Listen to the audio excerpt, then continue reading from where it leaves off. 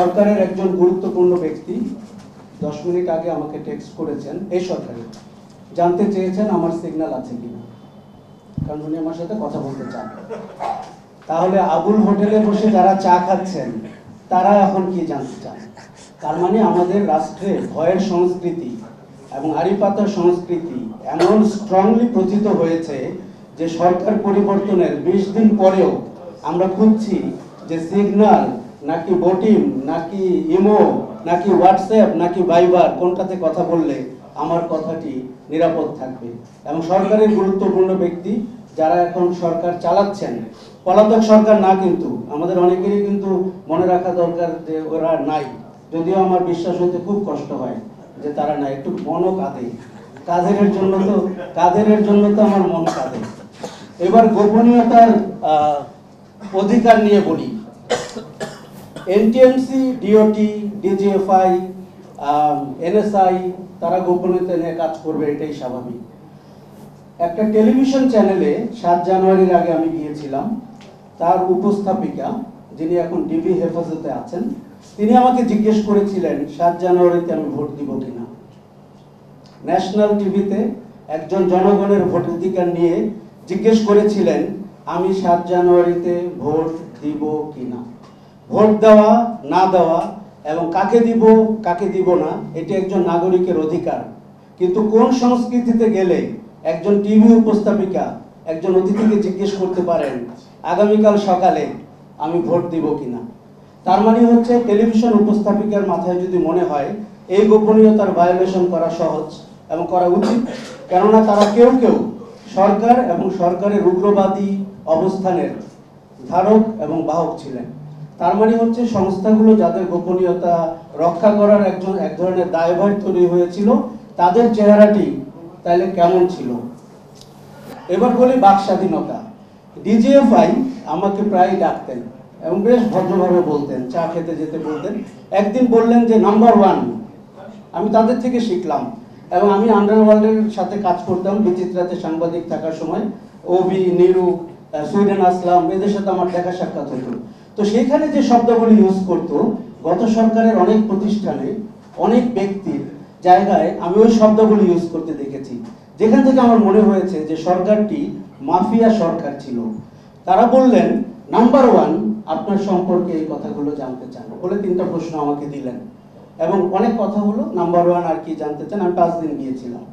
তার মানে হচ্ছে যে আমাদের বাক স্বাধীনতা, ও তারা ডেকেছিলেন পাবলিক ফোরামে আমি কি বলি, কেন বলি, কারা আমাকে দিয়ে বলায়। 3rd প্রশ্নটা খুব ইম্পর্টেন্ট। আমি নিজে বলি না, আমার সেই মেধাও নাই, আমার সেই সাহসও নাই, নিশ্চয়ই কেউ আমাকে দিয়ে বলায়। ওইখানেই রাষ্ট্রের সমস্ত আগ্রহ। নাগরিকের অধিকার নিয়ে রাষ্ট্র আগ্রহী না। নাগরিকের কোনো সাহস আছে গত সরকারটি এটি বিশ্বাস করতো না। গত সরকারটি বিশ্বাস করত যে আপনার পেছনে নিশ্চয়ই কেউ লেগে আছে, আপনাকে দিয়ে করাচ্ছে বা বলাচ্ছে।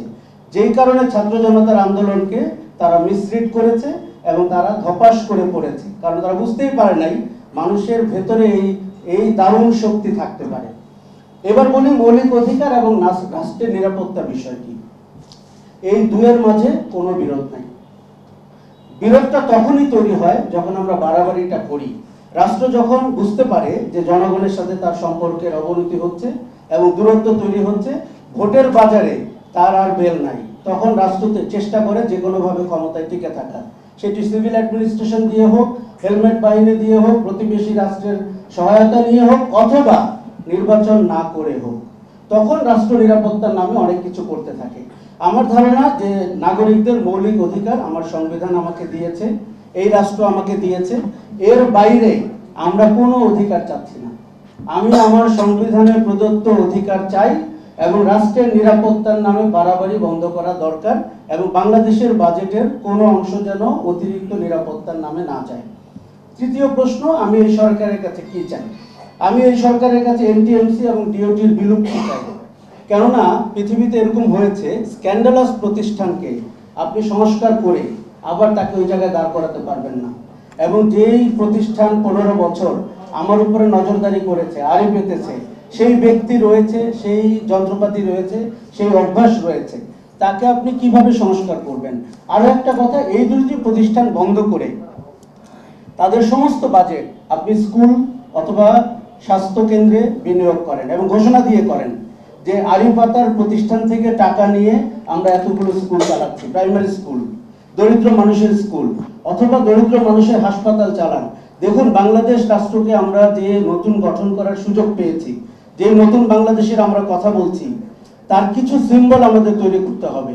যেমন ডিজিএফআই এর অফিস, সেটি একটা সিম্বল। আপনি সেখানে কি করতে পারেন চিন্তা করে দেখেন। র্যাব বিলুপ্ত করতে পারেন কিনা আপনি চিন্তা করে দেখেন। আপনাকে বড় আকারে ভাবতে হবে। গত সরকারের 42 জন মন্ত্রীর জায়গায় নতুন 42 জন মন্ত্রী হলো। গত সরকারের নাম ছিল এটা, এই সরকারের নাম হলো এটা। এটা কোনো বড় পরিবর্তন না। বড় পরিবর্তন আমাদেরকে সিম্বলিক প্রতীক তৈরি করতে হবে। যেমন আমি মনে করি ঢাকা শহরের সবচেয়ে গুরুত্বপূর্ণ জায়গায় যত মানুষ মারা গেছে তাদের একটা মনুমেন্ট তৈরি করা উচিত। এরাই আমাদের নতুন বীর।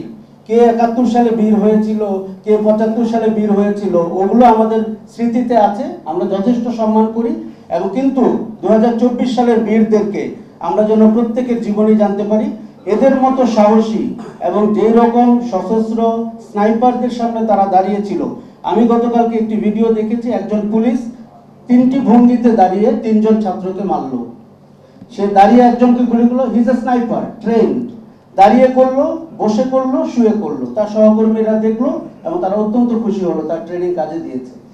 কাজে এই জিনিস আমাদেরকে ধরে রাখতে হবে যাতে ভবিষ্যতে যে আসবে, এবং আমি ইদানিং বলতে শুরু করেছি, আমি জানি না ভয় পাচ্ছেন না কিনা তারা, যে আগামীতে যদি আরো কেউ দানবীয় হয়ে ওঠে তার পতন এই সরকারের চেয়েও খারাপ হতে পারে। এটি আমি বলতে শুরু করেছি। আমি কেন যেন বিশ্বাসও করতে শুরু করেছি যে এমনটি হতেও পারে। এই সরকার তো অ্যাটলিস্ট ওবায়দুল কাদেরের মতো কচু কাটার মুখে পড়েনি। বাংলাদেশ অনেক সুশীল হয়ে গেছে, বাংলাদেশের প্রতিক্রিয়া কমে গেছে, অথবা আমরা ভদ্র হয়ে গেছি। ইউনিয়নে নির্বাচনে যে পরিমাণ প্রতিহিংসা হয়, রাষ্ট্রের সরকারের পতনে এখনো তা হয়নি। দ্যাট ডাজন্ট মিন আগামী সরকারটি এতটা ভাগ্যবান হবে না এবং তাদের এইভাবে পলায়নের সুযোগ থাকবে। তার মানে আমরা বলতে চাই, এটি রাগের সাথে বলছি, ক্ষোভের সাথে বলছি, তার মানে বলতে চাই সুশাসন এবং আইনের শাসন তারা যেন নিশ্চিত করেন। আরো একটা জিনিস, যে আমরা এই প্রতিষ্ঠান দুটির বিলুপ্তি চাই এবং সেই টাকা দিয়ে আমরা আমাদের শিক্ষা এবং স্বাস্থ্যের খাতে ব্যয় করতে চাই। তারও আগে যেটি চাই, খুব দ্রুত গত 15 বছরে আপনার আড়িপাতার যন্ত্রপাতি কি কেনা হয়েছে। আমি নাগরিক হিসাবে জানতে চাই আমার ট্যাক্সের টাকায় পেগাসাসের মতো আর কোন যন্ত্রপাতি কেনা হয়েছে। আপনারা নিশ্চিতভাবে জানেন, সেটি খুঁজতে গেলে দেখবেন তার গ্লোবাল প্রাইস কত এবং বাংলাদেশ কততে কিনেছে।